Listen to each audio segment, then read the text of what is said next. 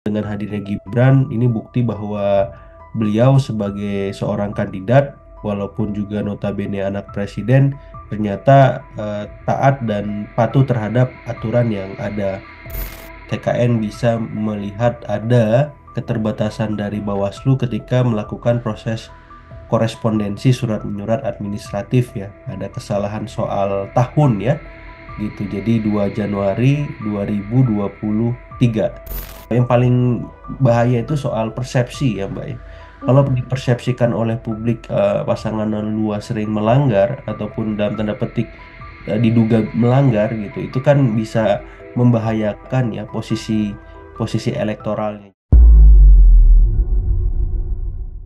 Tribuners, program Tribunnews on Fokus hari ini kembali menjumpai Anda bersama dengan saya Nila Irda. Tribuners, calon wakil presiden nomor urut 2, Mas Gibran Rakabuming Raka ini hari ini telah memenuhi panggilan dari Bawaslu Jakarta Pusat soal kegiatan bagi-bagi susu saat Car Free Day di Bundaran HI beberapa waktu lalu. Yang mana Gibran hari ini bersikeras untuk datang, meski sedianya TKN sempat mengatakan bahwa surat yang dikirimkan ini kurang tepat karena ketikan dari tanggal yang dilakukan ini tidak sesuai dengan yang apa seharusnya diserahkan dan juga kurang dari 1 kali 24 jam. Untuk membahas bagaimana Mas Gibran ini menghadiri Bawaslu Jakpus, saya akan membahasnya bersama dengan Direktur Eksekutif Trias Politika Strategis, ada Mas Agung Baskoro, tersambung dalam sambungan Zoom bersama dengan saya. Mas Agung, terima kasih sudah bergabung.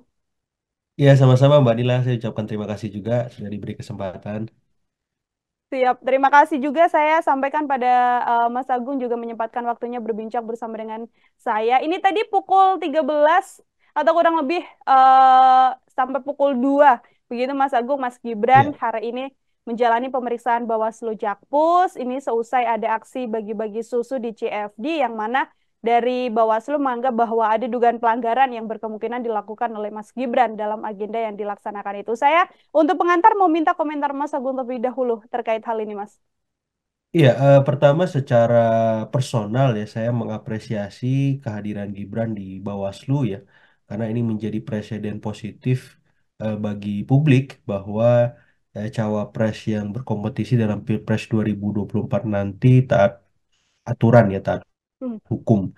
Nah, ini penting karena selama ini ada anggapan minor bahwa ketika Gibran maju maka segalanya bisa diterabas dalam tanda petik ya. Namun dengan hadirnya Gibran ini bukti bahwa beliau sebagai seorang kandidat walaupun juga notabene anak presiden ternyata taat dan patuh terhadap aturan yang ada, termasuk ketika ada dugaan pelanggaran ketika beliau melakukan bagi-bagi susu walaupun itu sudah dikonfrontir bahwa dugaan tersebut tidak benar adanya ya gitu hmm, ketika tadi press conference.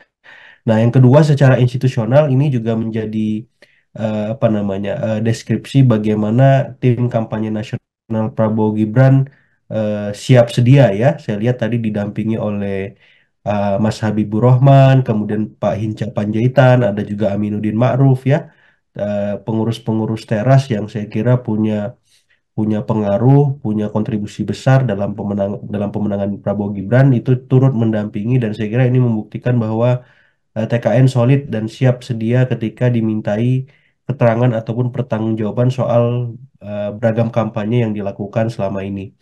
Nah, secara institusional di sisi Bawaslu juga saya cukup patut apresiasi karena tanpa apa namanya tanpa pandang bulu memanggil Gibran gitu yang selama ini memang diragukan ya keberaniannya untuk apa namanya melakukan hal ini gitu. Jadi Bawaslu DKI saya kira patut juga diapresiasi karena sudah memulai langkah baik untuk memastikan bahwa penegakan hukum ataupun etika dalam Pilpres nanti memang akan terus apa namanya dikawal dengan sebaik-baiknya sehingga tidak ada pihak yang dirugikan baik itu kandidat lain maupun publik secara keseluruhan. Saya kira dua hal itu sebagai pengantar sehingga memang perihal lain di luar itu bisa menjadi arahan bagi siapapun ketika melakukan kampanye harus sesuai dengan koridor yang ada. Seperti itu, Mbak hmm. Inka. Baik, tadi Pak Habibur Rahman juga sempat mengatakan ini kasusnya sudah case closed, begitu klarifikasi sudah dilakukan, tidak akan kemudian dilanjutkan lagi. Namun Iya. TKN ini kan masih belum berstatement setelah yang terakhir mengatakan akan melaporkan Bawaslu ke DKPP begitu ya, soal Iya, iya. bagaimana surat pemanggilan Mas Gibran ini salah ketik tahun begitu ya, harusnya 2024 namun masih tertulis 2023, sementara Iya. sudah disampaikan bahwa Mas Gibran tidak hadir, padahal ketidakhadirannya karena memang salah tertulis tanggalnya. Terus juga dikirimnya ini kan kurang dari 1 kali 24 jam. Sikap TKN ini kalau menurut Mas Agung apakah juga menjadi hal yang wajar atau justru di situasi saat ini berkemungkinan untuk bisa memperkeruh keadaan juga, Mas? Saya kira wajar ya, karena Hmm, kan ini sama-sama ingin ada standar profesional yang apa ya tegas ya, yang konsisten gitu. Jadi kalau Bawaslu komit dengan profesionalitas tupoksi yang mereka miliki, maka TKN juga demikian, sehingga tidak ada arahan bagi capres-cawapres yang mereka dampingi bahwa timnya tidak bekerja dengan maksimal ya. Dan hmm, ini terbukti ketika TKN bisa melihat ada keterbatasan dari Bawaslu ketika melakukan proses korespondensi surat menyurat administratif ya. Ada kesalahan soal tahun ya gitu. Jadi 2 Januari 2023 gitu ya. ya.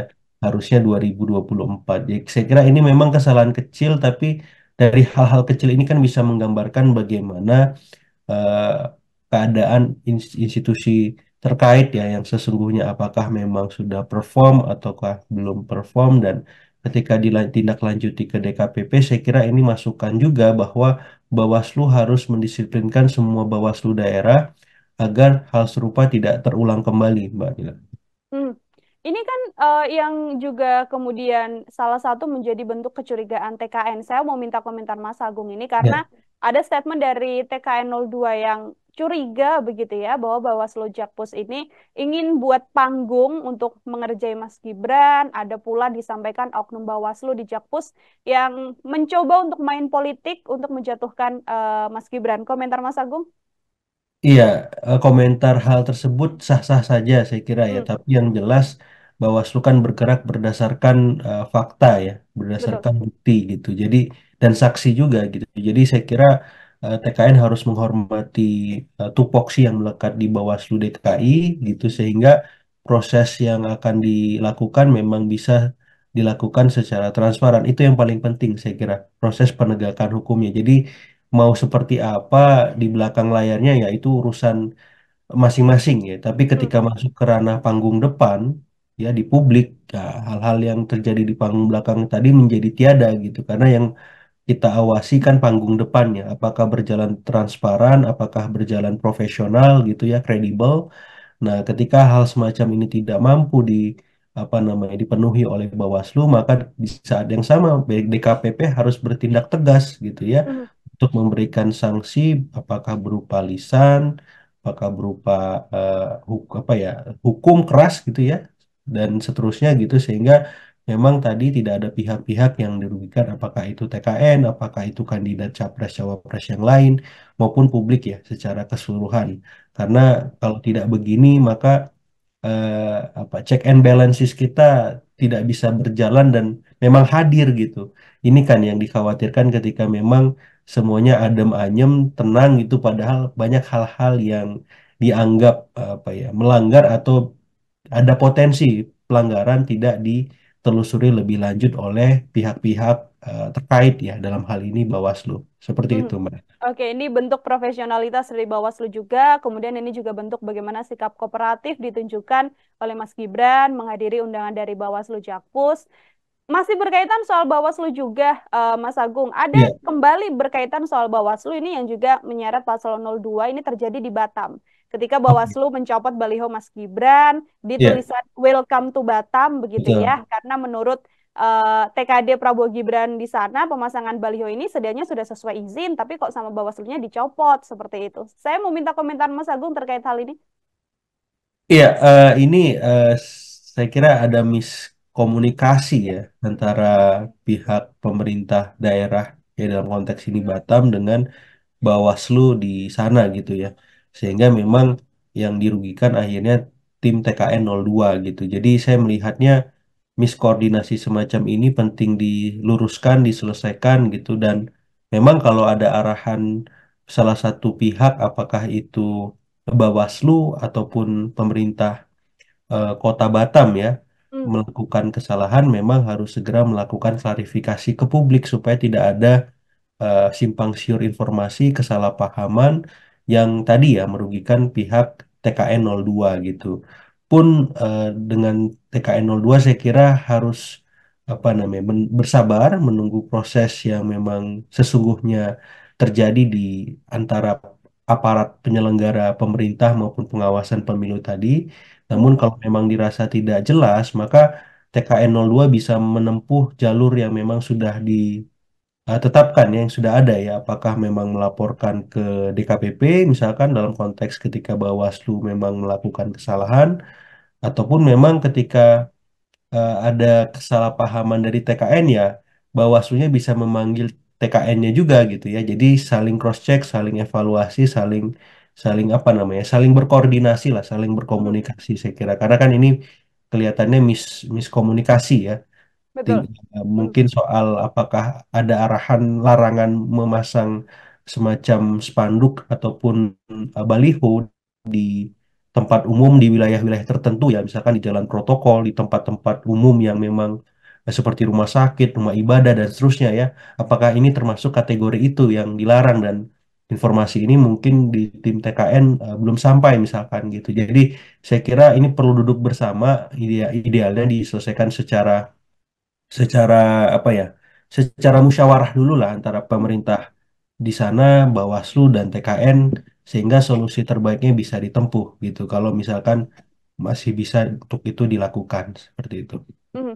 Pun juga apabila memang nanti terbukti dari apa yang dilakukan Paslon 02 Prabowo Gibran di Ya, Batam, apabila memang terbukti ada pelanggaran juga Bawaslu harus langsung menindak hal tersebut. Seperti itu ya, Mas Agung? betul, karena mungkin kan bisa jadi ada aturan yang mereka pakai ketika mencopot atribut tersebut ya. Setahu saya di beberapa daerah tuh ada semacam apa ya, peraturan ketika memasang baliho, spanduk ataupun alat peraga kampanye yang lain ya. Misalkan tadi ya di tempat-tempat di jalan-jalan protokol misalkan di beberapa daerah itu dilarang memasang APK gitu.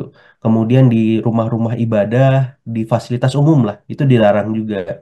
Yang ketiga, memasang tanpa izin pemerintah setempat ya ataupun penyelenggara juga ada larangan juga. Jadi saya kira poin-poin semacam ini kan idealnya sudah tersosialisasikan Mhm. oleh Bawaslu ataupun KPU dengan baik di daerah masing-masing sehingga hal-hal semacam ini tidak terulang kembali gitu. Jadi tidak ada yang merasa dirugikan kan. Ya. Misalkan Bawaslu bergerak berdasarkan aturan, kemudian tim kampanye daerah di semua daerah nggak merasa ada aturan itu, kok tiba-tiba dicopot kan gitu. Karena ini lagi-lagi miskomunikasi, apakah aturan sudah tersosialisasi atau belum, apakah sudah ada obrolan antara apa namanya Bawaslu dengan pemerintah Kota Batam atau pemerintah Provinsi Kepri gitu ya. Saya kira ini perlu ditunggu Mhm. ya klarifikasi seperti apa sehingga siapapun yang dirugikan bisa di apa namanya diakomodasi bahwa kerugian yang dia terima bisa dikompensasi dengan hal lain ataupun eh, hukuman ya bagi pihak-pihak yang memang Mhm. terbukti melanggar tupoksinya seperti itu. Mhm. Oke, Mas, ini kalau kita lihat Bawaslu Jakpus, kemudian Bawaslu Batam dan juga Kepri, ini Ya. beberapa permasalahan yang kemudian melibatkan Paslon 02 dan juga Bawaslu. Sedianya kalau hal ini kemudian menjadi sorotan publik, berpengaruh seberapa besar kemudian hal ini berpengaruh pada elektabilitas Prabowo Gibran yang dari berbagai lembaga survei mengatakan posisinya ada di nomor satu, Mas. Iya, sedikit atau banyak pengaruhnya terhadap elektabilitas, saya kira hal-hal semacam ini harus dihindari atau dikurangi ya, Hmm. potensi-potensi adanya pelanggaran ataupun dugaan pelanggaran ya, Mbak. Karena memang sedikit akan menggerus ya. Yang paling bahaya itu soal persepsi ya, Mbak ya. Kalau Hmm. dipersepsikan oleh publik pasangan luas sering melanggar ataupun dalam tanda petik diduga melanggar gitu, itu kan bisa membahayakan ya posisi posisi elektoralnya. Jadi saya kira tim kampanye daerah di seluruh Indonesia harus lebih hati-hati, harus lebih mawas terhadap hal-hal semacam ini ketika melakukan kampanye gitu. Karena memang jangan sampai tren positif dari elektabilitas yang sudah dicapai tergerus oleh hal-hal yang sebenarnya tidak perlu terjadi kalau misalkan tim kampanye daerah di masing-masing provinsi bisa lebih lebih aware dengan aturan-aturan yang sudah ditetapkan baik oleh KPU maupun Bawaslu seperti itu. Apalagi Kalau kompetisinya ini sangat kompetitif kan, jadi ya, penurunan sekecil apapun itu bisa berdampak sistematik gitu. Jadi saya kira ini jadi bahan evaluasi lah buat tim kampanye daerah ya. Kalau tim kampanye nasional saya kira sudah on the track dengan kinerjanya selama ini.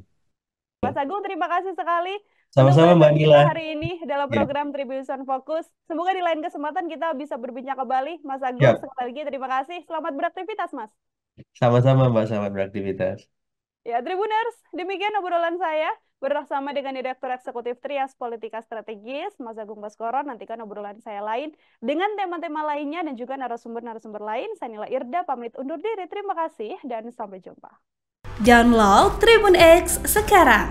Menghadirkan lokal menjadi Indonesia.